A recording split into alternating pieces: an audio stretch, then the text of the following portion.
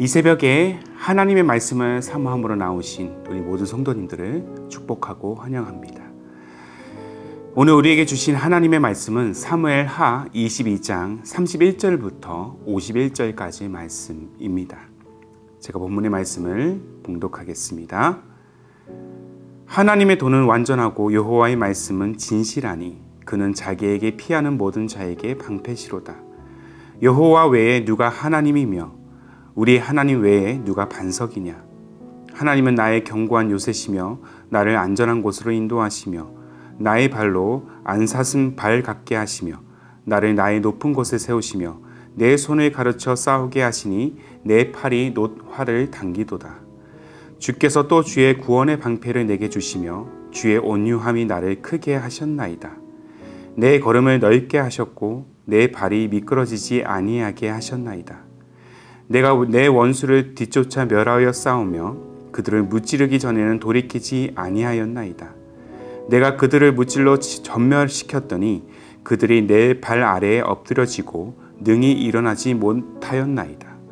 이는 주께서 내게 전쟁하게 하려고 능력으로 내게 띠띠우사 일어나 나를 치는 자를 내게 굴복하게 하셨사오며 주께서 또 내 원수들이 등을 내게로 향하게 하시고 내게 나를 미워하는 자를 끊어버리게 하셨음이니이다. 그들이 도움을 구해도 구원할 자가 없었고 여호와께 부르짖어도 대답하지 아니하셨나이다. 내가 그들을 땅에 티끌같이 부스러뜨리고 거리에 진흙같이 밟아 해쳤나이다.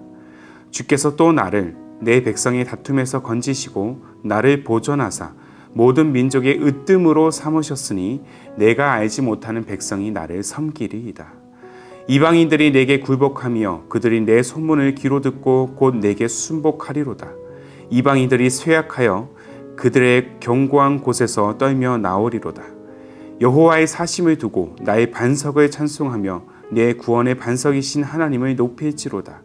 이 하나님이 나를 위하여 보복하시고 민족들이 내게 복종하게 하시며 나를 원수들에게서 이끌어내시며 나를 대적하는 자 위에 나를 높이시고 나를 강포한 자에게서 건지시는도다. 이러므로 여호와여 내가 모든 민족 중에서 주께 감사하며 주의 이름을 찬양하리이다. 여호와께서 그의 왕에게 큰 구원을 주시며 기름 부음 받은 자에게 인자를 베푸시며 영원하도록 다윗과 그 후손에게로다 하였더라. 아멘. 오늘 말씀은 하나님의 완전한 길을 따르는 자에게는 이라는 제목으로 함께 나누고자 합니다. 다윗은 자신이 의지하는 이는 오직 하나님밖에 없다는 사실을 누구보다 잘 알았던 인물이었습니다. 그의 인생 자체가 하나님밖에 의지할 수 없는 환경이었기 때문이죠.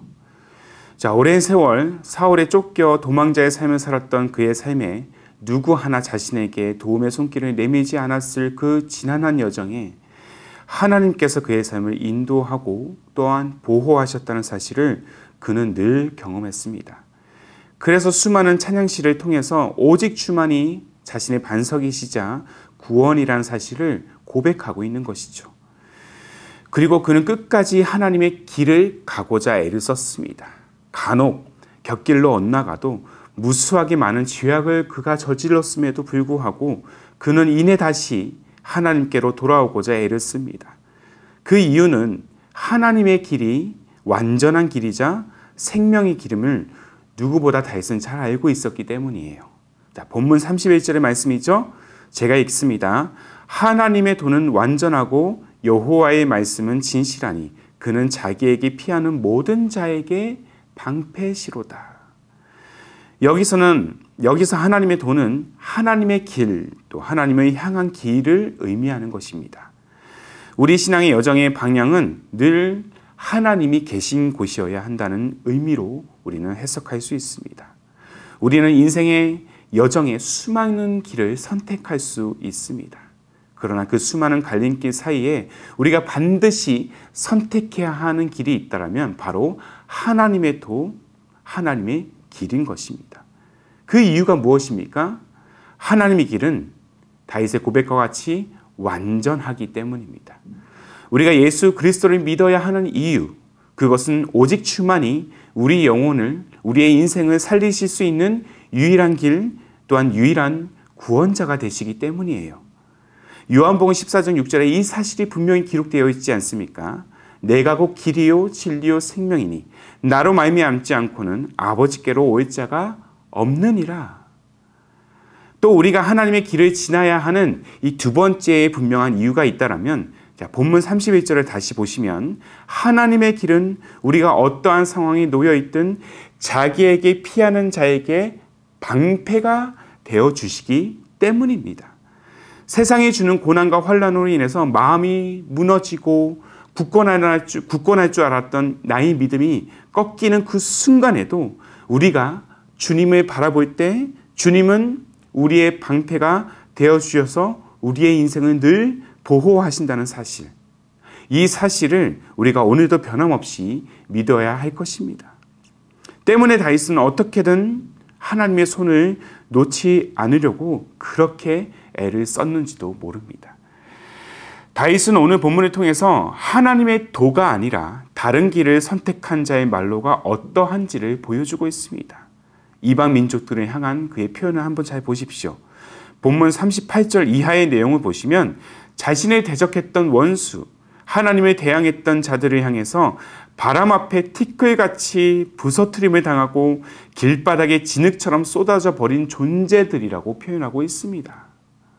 무엇보다 다윗은 그 모든 다툼에서 건지시고 그 이방 민족들 가운데에서 자신을 으뜸으로 삼으신 그 하나님을 찬송하고 있다는 것이죠.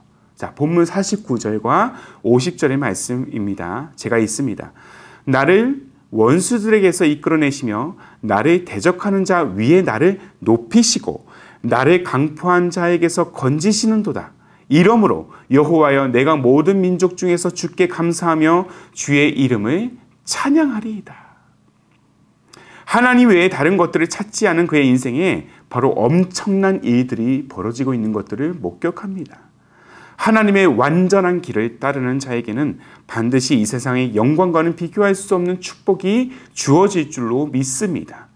바울도 이와 동일한 고백을 하고 있죠. 로마서 8장 18절의 말씀입니다. 생각하건대 현재의 고난은 장차 우리에게 나타날 영광과 비교할 수 없도다. 현재의 고난은 장차 우리에게 나타날 그 영광과 촉히 비교할 수 없도다. 아멘이십니까?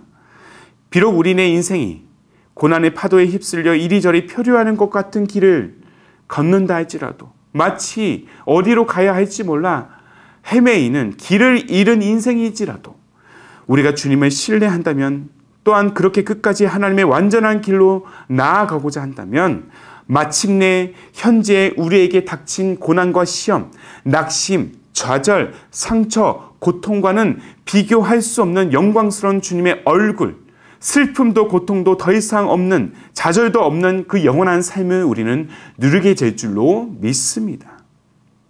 반면 세상의 길은 당장의 짜릿한 성공을 누리게 할 수는 있어도 영원한 축복을 주지 못해요. 그렇다면 우리는 어떤 선택을 해야 되겠습니까? 수많은 환난 속에서도 하나님의 완전한 길을 찾는 인생, 하나님의 완전한 길을 선택하는 인생이 되어야 하지 않을까요? 하나님의 그 완전한 길만이 우리가 살 수 있는 유일한 길입니다. 하나님 외에 누가 우리를 살릴 수 있겠습니까? 때문에 앞서 제가 언급해드렸던 바와 같이 오늘도 우리는 그리스도가 곧 길이요, 그리스도가 곧 진리요, 그리스도가 곧 생명이라는 사실을 고백하며 예수님 외에는 하나님께로 나아갈 자가 아무도 없음을 오늘도 함께 선포해야 될 줄로 믿습니다. 주님만이 우리의 유일한 반석임을 고백하고 있는 이 다윗처럼 말이죠. 그러므로 사랑하는 기쁨이 되는 교회 모든 성도님들, 우리는 늘 흔들릴 수 있어요. 무너질 수 있습니다. 세상은 우리의 믿음을 끊임없이 흔들고 있기 때문이에요. 그러나 시편 37편에 기록된 말씀처럼 넘어지나 우리가 아주 엎드러지지 않을 수 있는 이유는 우리의 인생을 완전한 길로 인도하시는 주님이 우리와 늘 동행하시기 때문입니다. 이 사실을 다시 한번 우리가 신뢰하며 주께서 이끄시는 그 완전한 길, 생명의 길, 구원의 길을 향해서 한치의 망설임도 없이 믿음의 한 발걸음을 옮기는 우리의 모든 인생이 되시기를 주님의 이름으로 축복합니다. 그 완전한 길을 향해 오늘도 함께 우리의 손과 발을 맞추며 주님의 도우심을 따라 나아가는 그러한 승리의 발걸음이 되시기를 주님의 이름으로 축복합니다. 기도하겠습니다. 우리를 완전한 길로 인도하시는 주님, 때때로 우리의 인생은 수많은 시험과 유혹, 고난의 순간들로 인해서 그 믿음이 흔들릴 때가 있음을 고백합니다.